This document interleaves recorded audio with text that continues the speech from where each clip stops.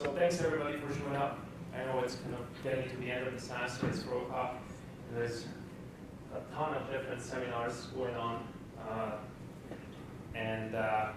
Yeah, I still appreciate your presence here, and I'm going to talk today about restoration in Butte, Montana, which is one of my main duties.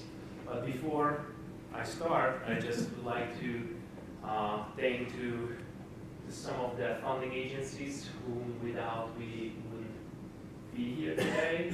Of course, the Natural Resource Damage Program would be one of them, which was started a good couple of years ago with Kristen and Rick Douglas here.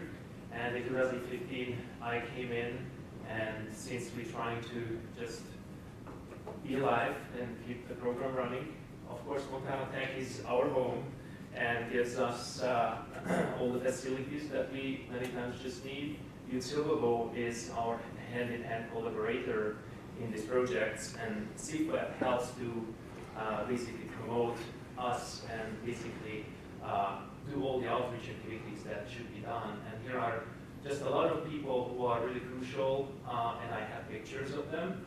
So that was, of course, Pat Cunneen and Joe Griffin here, who are many times without, I would feel we would be lost. I have thrown out there Crystal, who is my main colleague in the restoration program. I have a couple of people, Rich Rogers, who I learned a lot from. I have Greg Bullen, and I have Tom Malloy, and here I have Eric Hassler, who we just all the time do all our site assessment and picking out site together with Butte. Here are a couple of people who are really crucial. Of course, my wife Judith, and then there is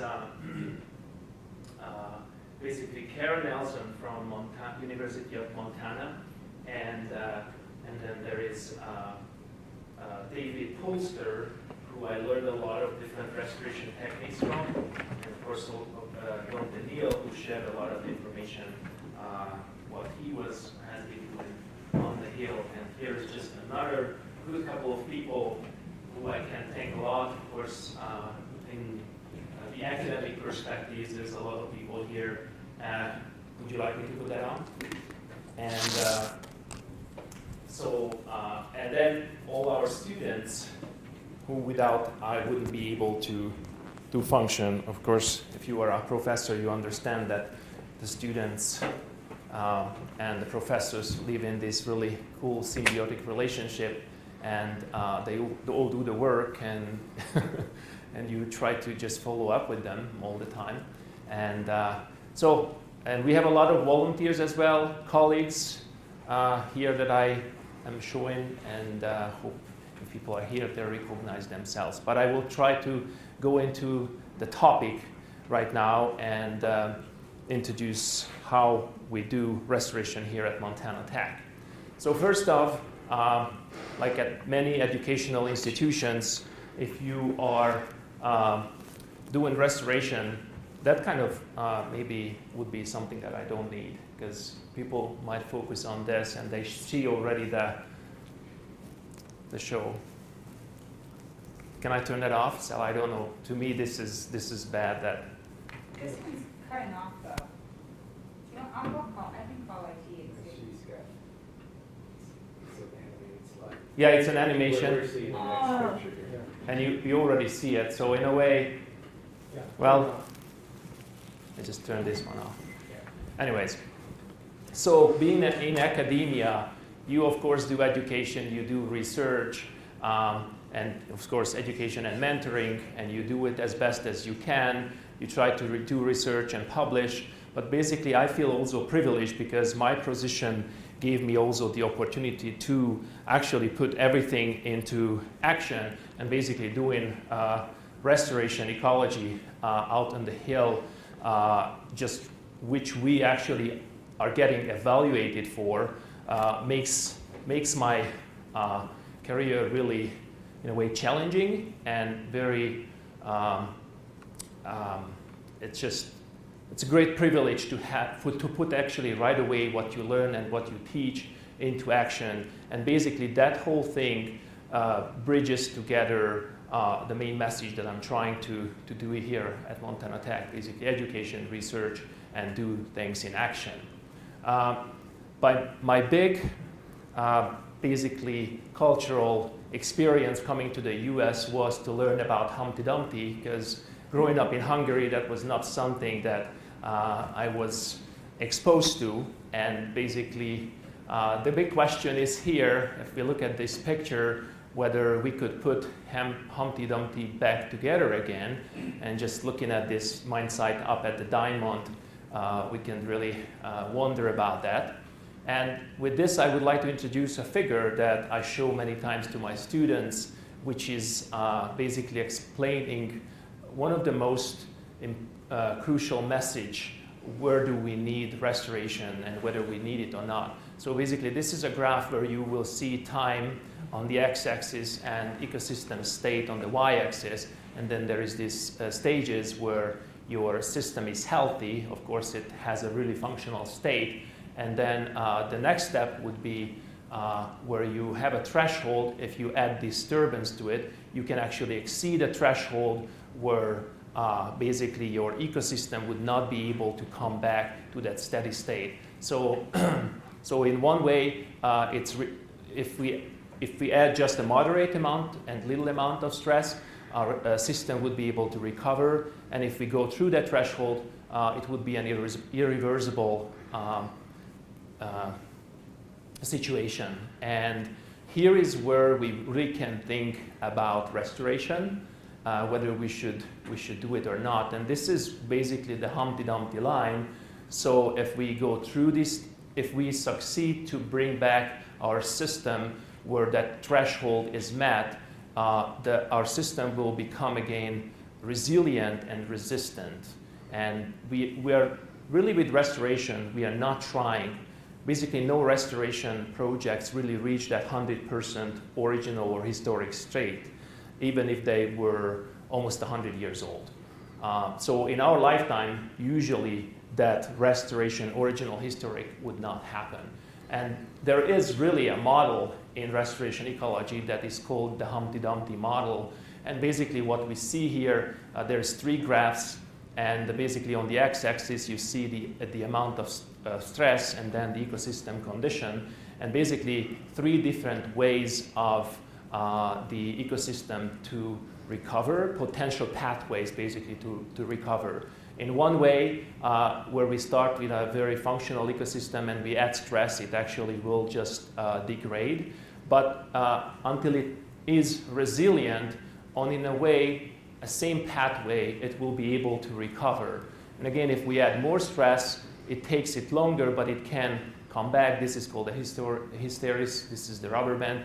And the Humpty Dumpty model is where our system cannot come back to its level where it should be. And I feel like many times in Butte, we might be in a situation where we actually meet this Humpty Dumpty model, but I'm really more optimist than that. So we know that, so I came here in 2015, and in a way I was really amazed by all the work that was done here. And it started with all started with Superfund and those traditional reclamation practices that we all know about.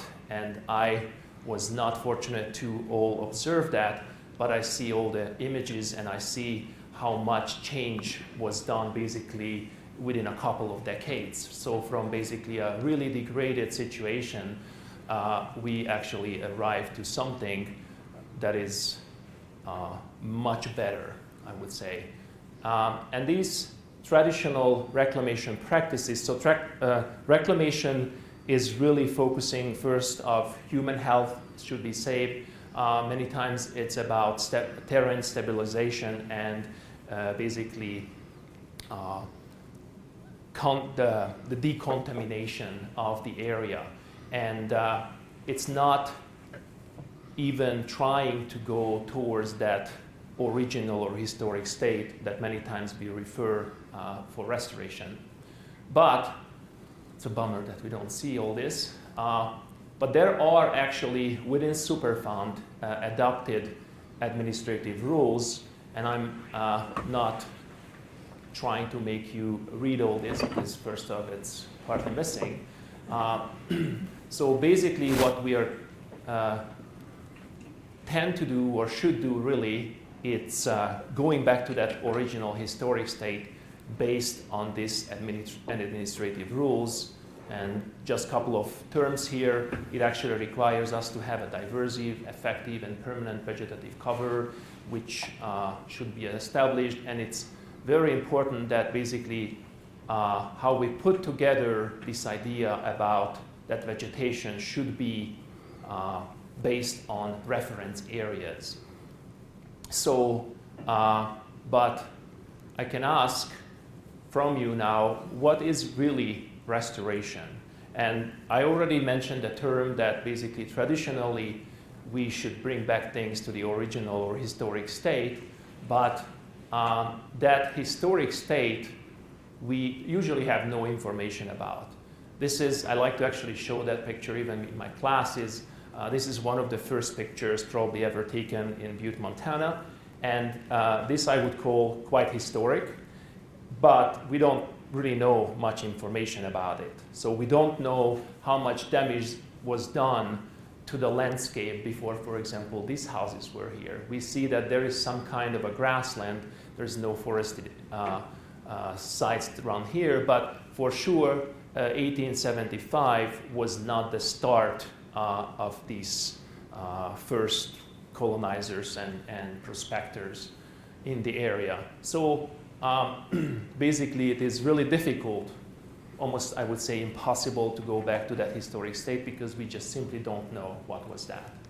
So today our modern restoration or ecological restoration has a new wave, and rather than basically going back, so on this graph, on the x-axis, you see again the past, the present, and the future, so time, and then the ecosystem composition. So Butte in the past, basically before that picture was taken and people came here, let's say was in this ecosystem composition. But it was degraded, so its composition got worse. And so today we are here in this situation where if we think about restoration traditionally, we should go back to that historic status. But we know of all about the changes that happened, even on the landscape, on the ecoregion levels, there were changes. Not just that we, as humans, change it, and that comes into the picture too, but probably today, if there wasn't disturbance in the past 200 years, let's say, that system would have moved somewhere anyways. So in our tendency today, we try to follow or try to actually gain knowledge about how this system without degradation would have moved in the future. And rather than going back there, we try to establish something pointing to the future. So the Society of Ecological Restoration has a term for its ecological restoration, and basically what it says, ecological restoration is the process of assisting the recovery of an ecosystem that has been degraded, damaged, or destroyed. And I emphasize here this assisting of the recovery.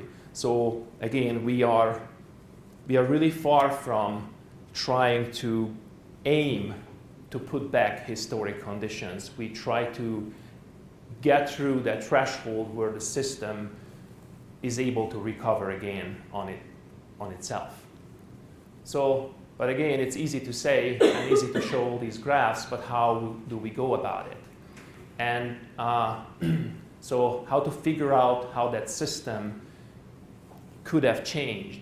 And the best way, of course, is that we go out and we try to actually collect so-called reference models on systems that are in the same ecoregion, of course, possibly in the same landscape, and try to see where disturbance didn't happen in the extent that happened, let's say, in the area of interest, and try to see what is the composition of, let's say, plant species, because everybody knows probably that I'm more, my heart is really going towards plants, but it could be people are searching for microbial conditions in the soil. You can actually look for insect communities and a lot of things in these environments. These are actually, let's say, not more than 10 miles away of Butte, and we're trying to collect all these reference sites in different aspects, different situations, and try to put together lists of species that we should first work with, and then we actually collect propagules, in our case, of those species because they are most likely adapted to the environment that are prevailing. And so here are just a couple of examples and a couple of our students collecting propagule seeds or cuttings of different native plants. And it's important that along the way we are doing measurements of the environment. So for example, this little Douglasia, I like to emphasize that this is an XRF, and the XRF measured, I can't read it now, but my memory says it was around 4,000-ish lead, and the plant is quite happy and thriving.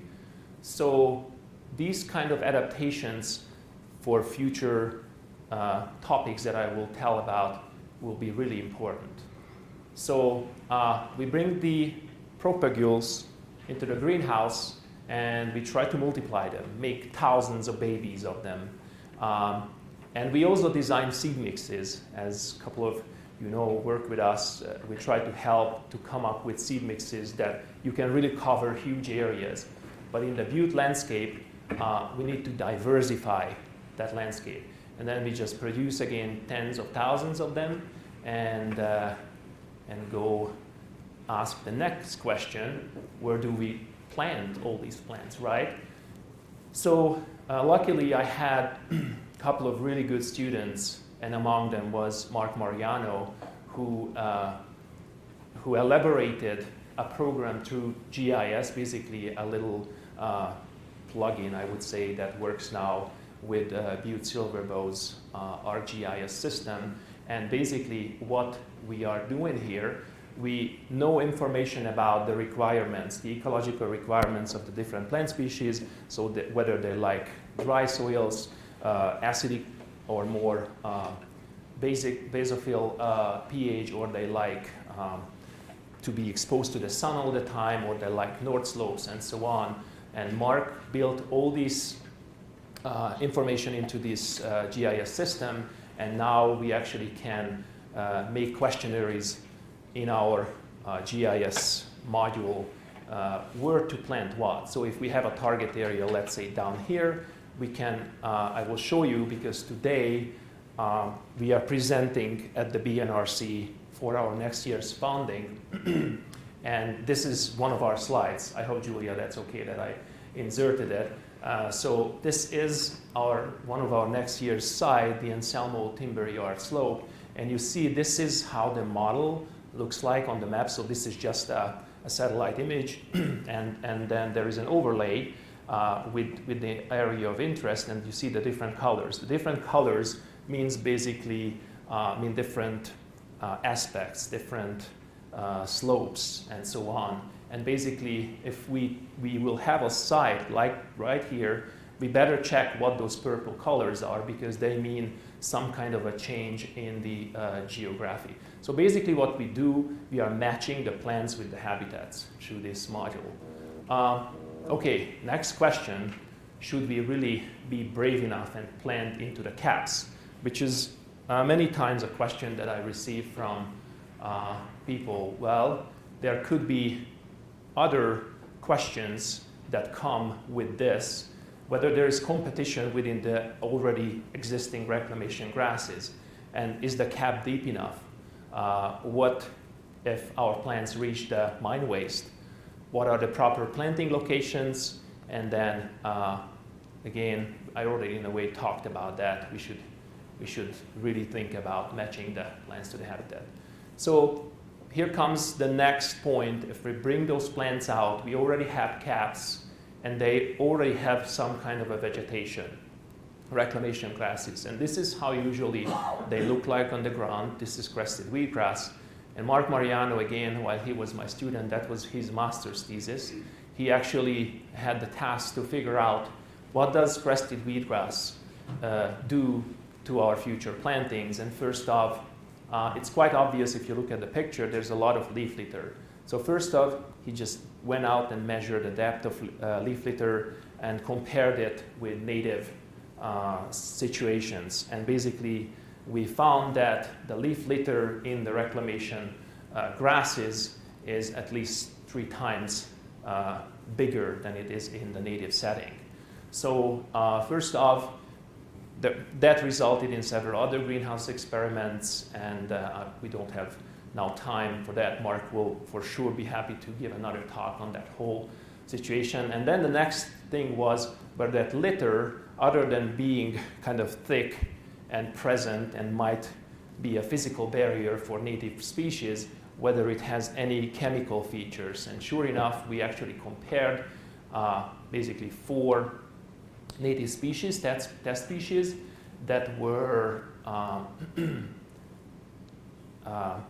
receiving a leachate that you can imagine basically a tea in a way that was added to the media where we germinated these plants, and we actually investigated the effect of the germination vigor or success. And on the x-axis, in a way, you see first of fresh litter and dead litter, meaning there was litter just from that current year, and then there was dead litter that was on the ground, just like here, and we collected those.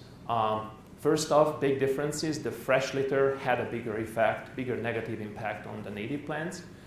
But then you see actually another 2 additions here. There was crested wheatgrass, and we actually also added a native grass species with chemical compounds.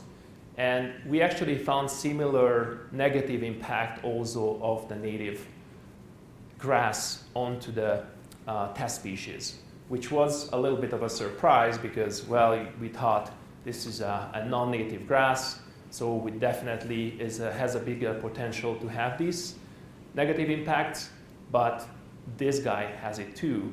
The only big difference is that out in nature, basically the accumulation of these litter types is less.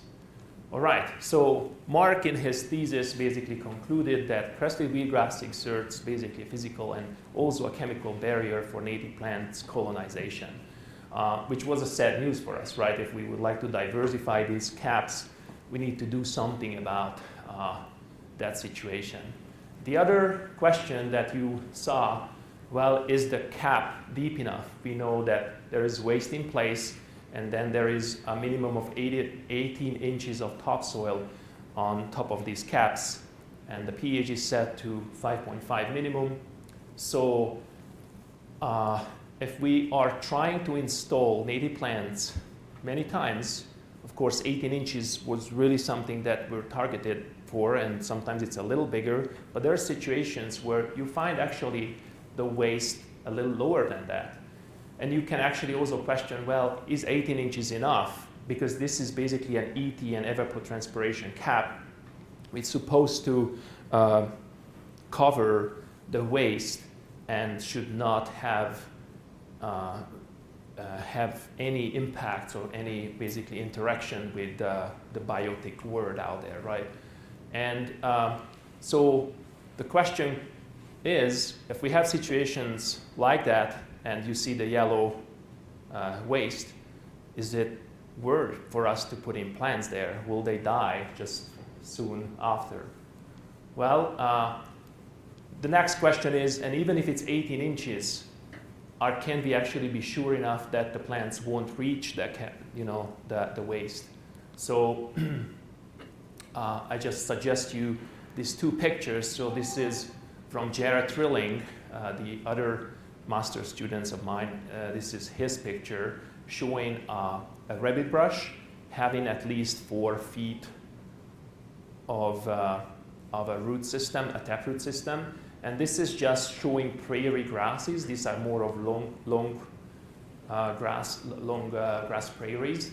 And you see this guy here, maybe he is only 5 feet, but compared to him, these are huge root systems. So, and those are only grasses, not even trees. So another interesting picture that I'm showing you here, you see these are feet and different native plants. So sagebrush reaching, I would say these are averages, 6 feet. So that's breaking through right there, the cap, and goes right into the waist, right? But most of the other plants, even the grasses, rhizomatous perennial grasses, and this is thick spike wheatgrass, which actually reaches, what is this, at least 2 feet, a little more. The only plants that don't really do that are invasive weeds. So do we want to have them on top? Are they safe on the caps? I doubt. I know Joe hates Bromus tactorum, the cheatgrass. Well, cheatgrass has only a tiny root system. I'm sure that would be a good candidate. But we don't want to work, of course, with invasive species, although this is also a topic of scientific literature, whether in certain situations we should be working with some of those invasive plant species. But anyways, just food for thought. Okay, what different factors limit colonization of plants? In other words, so this was Jared Trilling's work, and this is just west of Montana Tech, and you see there is vegetation, there is nice barren areas, and we are wondering, this is all natural colonization, so plants just took over, and we might ask, why did they only just take over this area and they didn't move into there? Although you see a little belt of plants, what is the reason for that? So we asked with Jared the question, what are the limitations for plant colonization in these different environments? So in other words, if we actually put down transects and go from vegetated or non-vegetative to vegetated, what different factors are changing in the soil, mainly, regarding pH and different kind of contaminants. And here's Jared in his first couple of weeks where we were trying to work with this XRF, and we were just trying to find our best research areas. So this is Jared's final product, so nothing's been done by me. I'm just kind of telling other people's story, which is unfair. But I feel good because I was their mentor. So anyways, so Jared, in this non-metric multi-dimensional scaling, it's a multivariative analysis where the two axes mean nothing. They just basically axis in the space. And basically what you see here, they're different dots. They are his plots. And basically, the plots closer to one another means they are more similar to one another. The plots further, so you see this kind of purple color up here, but you maybe see purple color, maybe that was not the best example. Let's just look at the blue triangles. They are somewhere here and there is one there. So it means basically the blue triangles represent one area, let's say a plot, an area west of Tech. And for species composition, these 4 plots were more similar to one another than this one. And so on. So they're just different plots. And then there's abbreviations of different plant species. This is Erica Maria nauseosa, Centeura stobi, Festucae owensis, Alyssum morali, Agrostis cabra, Pua pratensis. So this is the first layer, and then basically on this layer where he has his plots and representative species from that plot area, he puts up environmental factors. Let's say zinc. How was zinc content of the soil related to those plots? Or how was copper content related to these these plots. And basically what we see on this multi-variative analysis is usually that there's these vectors, and that end of the vector means that a lot of copper. If we go this way, it means just less amount of copper. So whatever plots are up here, they were positively associated with the copper, and these were negatively associated with copper. But there's a lot of other good information out here. We could talk probably at least another 15 minutes just about this figure, because it's very interesting, arsenic information. Then this is native species richness, exotic species richness, and so on. Very, very good. So what Jared found, basically kind of a main big message, what different factors governed total cover of species. He actually did two kinds of analysis. He did a random sampling, and he did also a transect sampling. And it was interesting that different factors dominated in there. So in the random sampling out there, copper was positively associated with total cover. On the other hand, lead was negatively associated with the total cover. Native cover was positively associated with eastness. It means eastern slopes out on the hill had more native species. And then here is exotic cover, which you can actually figure that the total cover was maybe many times just governed by the cover of the invasives. So the more copper, the more invaders, and the more lead, the less invaders.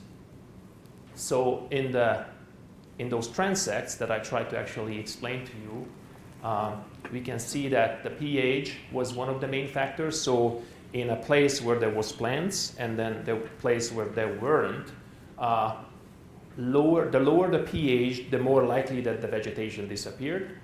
And zinc, the more of the zinc, the more likely that the vegetation disappeared.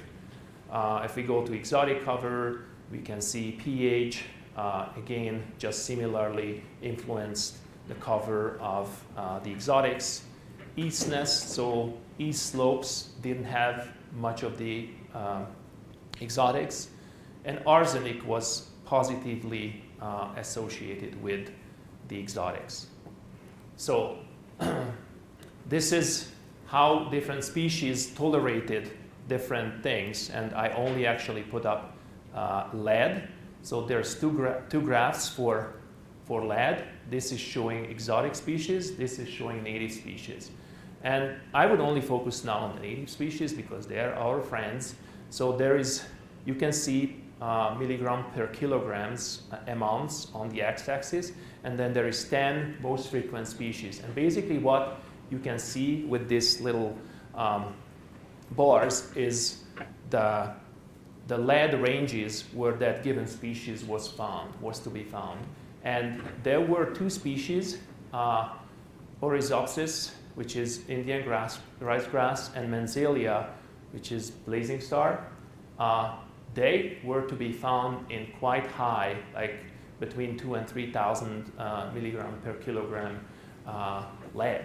So there were nice native plants out there that actually tolerated lead. Here is pH, and we just kind of have time to focus on the native species. If you look at, here's 4 pH, here's 7 pH. Everything was basically below 7, all of the samples that he investigated. And the most tolerant species to pH was Agrostis cabra, which is a band grass. What is the English name of it? I don't know. It's a band grass, an annual band grass. We can see actually out on the hill a lot.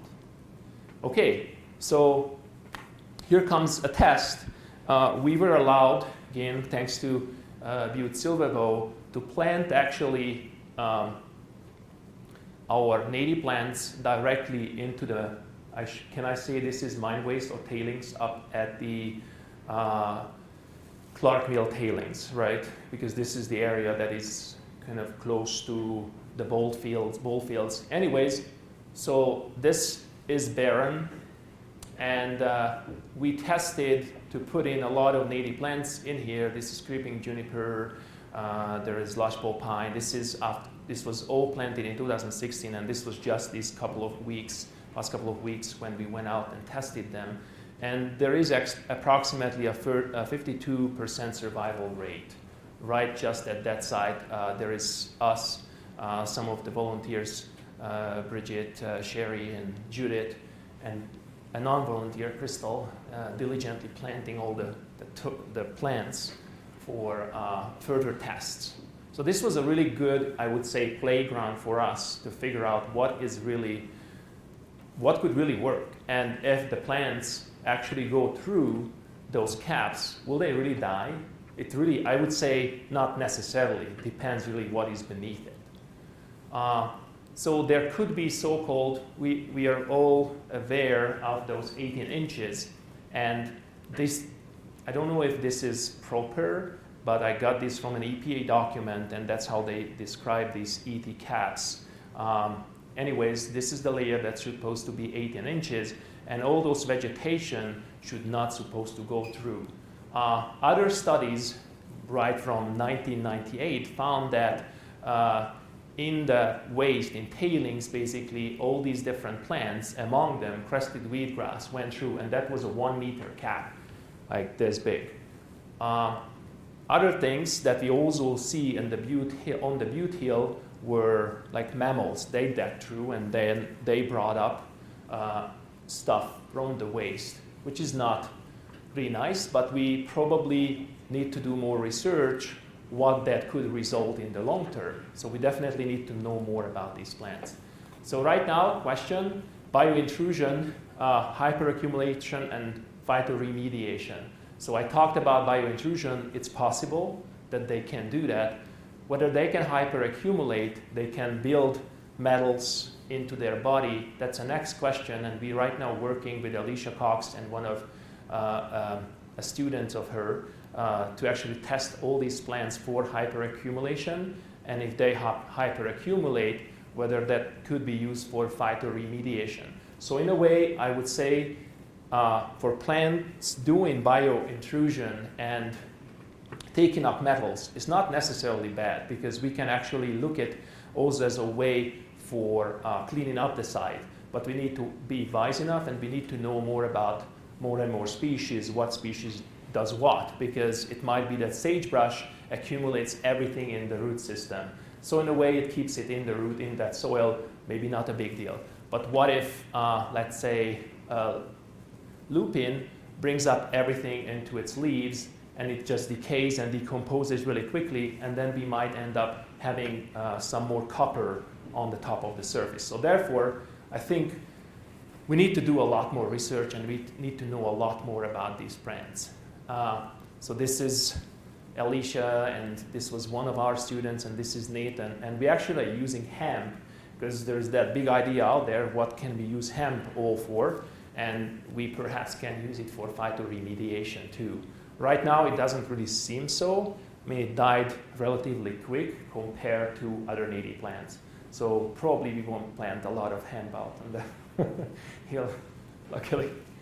Okay, what techniques to use? Because that could be the next question. If we know all this information, what are all the techniques that we can do?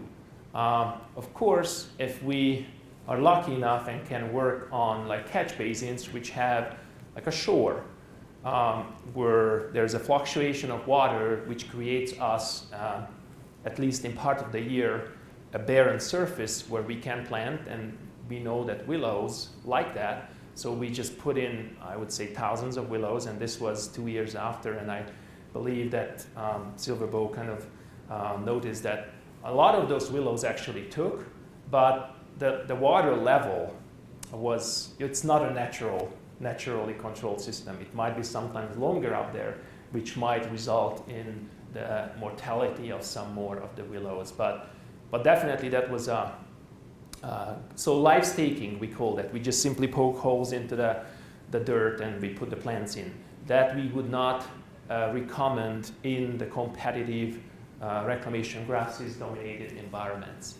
Rough and loose surface treatment is the next thing that we have been doing together with Butte Silverbow.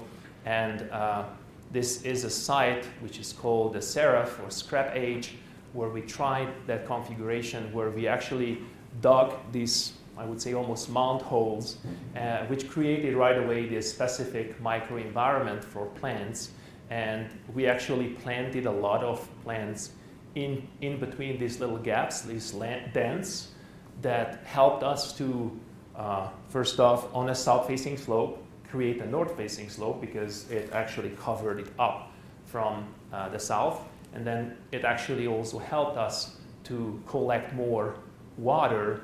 And this is absolutely, again, resistant against erosion because these are staggered after one another. We could have done the whole hill like this, but just like doing up here, if there was stormwater coming from there, those couple of lines of rough and loose basically capture the water because there's these dents which capture water and there's no way for the water to flow or create those channels downhill.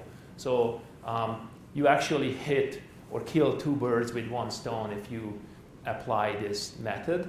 And this is basically, we established this last year, so it's hard to say because you really evaluate your outcome after the first year, but then you wait a couple of years and you see what is happening. But right after the first year, the different kinds of groups of plants survive pretty good. So here is the maximum number we put in, and this is how much we actually found survived. All right, we do a lot of, not crepes, but scrapes, although if they're the crepes, and if you buy the same way, I like crepes. So scrapes, we actually just start to sculpt the vegetation that is existing and try to create a less competitive environment. And this is governing a lot of our treatments and plantings. And here is just a little stat comparing the non-scraped and scraped survivals. And this is showing again, if you do something to the crested dominated areas, you will gain. The more you do, the less crested you will experience, and the more you do, the more diversity will gain. This was one of the students, Natalie Raget's project back in 2018. I think it was 17 though. And then the scrapes, you might ask, well, what will they do? So this is down on the Trevona, and we have 3 big scrapes. This is how they look a little bit almost after peak flowering, beautiful. And they, people ask, well, we don't really see what is going on. It's because we don't put any watering, we don't put, at least this side, we didn't have any watering. So those plants, they grow and they usually stay there. But for people to see like a forest, it might not happen in their lifetime, but they're there and they're low maintenance. And I think these things are thriving. The scrapes are governing our efforts on the plantings that we actually provide for the community, where we actually plant 1,000 plants in an hour. And these are the outcomes. These are just plants in the scrapes. These are smaller and bigger just right after the next year. And so far we see really good outcomes. So this is my last couple of points, which would be about outreach and education. So for successful restoration projects, we need to do a lot of things. We need to fulfill, we need money, of course, and then there is a lot of things that we need to understand about it. And there is one component that is just crucial, and it will not work without it, and that could be also the human component. And we need to win our people for that, because if you don't, you actually might face something like that, because people sometimes are not happy with your restoration projects.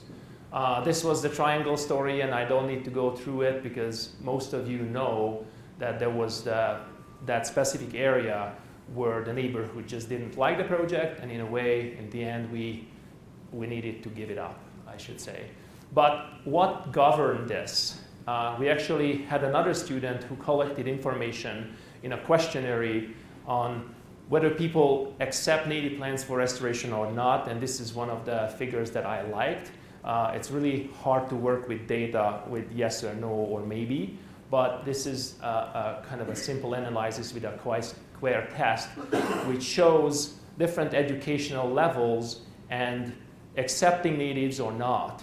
And I kind of see a trend that, in a way, if you get educated, if you know what is the deal, and it doesn't necessarily mean that these people are stupid, or I shouldn't say that they don't understand, but they need to have a better understanding. And in this, I would say our outreach activities and make the people and the neighborhoods aware what they're doing and make them to take ownership. I think these events are really good, and I should say the reach out and engage movement is really important. And every restoration project should start and end with conversation with the people who in the end will own or will use that land. And then we hopefully will not face situations like we did in the case of the 11th Triangle.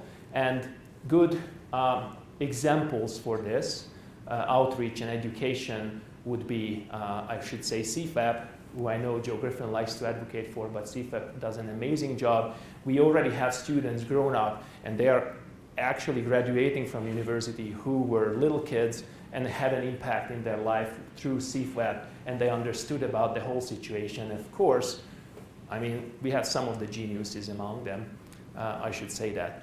But anyways, there is CFAP with 2 little volunteers or students at one of the Sundays when we went out to a beaver mimicry site near Butte, and you couldn't have seen more enthusiastic little people than these guys. And then we have also a restoration certificate here at Montana Tech right now, through which I think we engage a lot of students and provide them good opportunities to learn and understand and actually be good stewards for their land, and in a way get hopefully jobs that they wanted out there. And with that, I would like to thank you for your attention. I'm sorry if I was a little longer, but it's also because we had some technical issues in the beginning. Thank you. Excuses.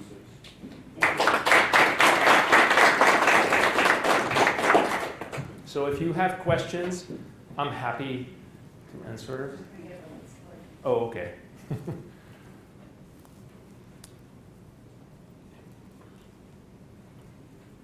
No questions? Thank you. I have one.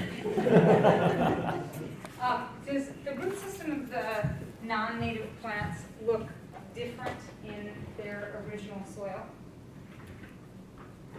So you put in that picture of the roots, right? So would you? That's an interesting question. I would say yes, because you want it or not, there is something that the plants just wouldn't like, even if it's low pH or some kind of the contaminants that the plants just didn't understand how did I get in here. So they try to do something about it, and they sometimes there is some kind of mutations many times that they hit the layer, they would not necessarily die, but then they diverge, they try to do something. But they sometimes just go straight through and they don't care. So I bet this would be a good future study to kind of evaluate and see and wash through more root systems and see, and of course, see what is in the plants, because that's what in the end would interest us, whether they did something that we didn't want it with the ET caps. So anyways, I would say yes, definitely there was some, they're weaker and they were not probably, as you would see in a really nice organic rich soil. Joe. Oh, What was your question? I was trying to come up with one. Actually, rubber brushing is really common across the hill and on many of the caps. The volunteer, I was just wondering how deep those roots are, because they've done really well. And Yeah. I'm assuming a lot of those are accessing. Yeah, but you saw, I don't necessarily need to go back to that picture that Jared took, which was kind of almost a loose wall, and there was like almost a 4 feet big of a taproot. I think it would be worth to wash them out. But if we I think the biggest root systems actually come Chris told me you can actually help me out from alfalfa and probably the baby's breath that are like, they start up in the close to the soil this big, almost like trees. And if you imagine they're up there this big, they for sure go down a couple of more feet, and they're happy. I didn't see any happier alfalfa than we saw at the Trevona. So. And baby's breath was heat up at the diamond. Yeah, and they directly are rooted in the system, in the mine waste.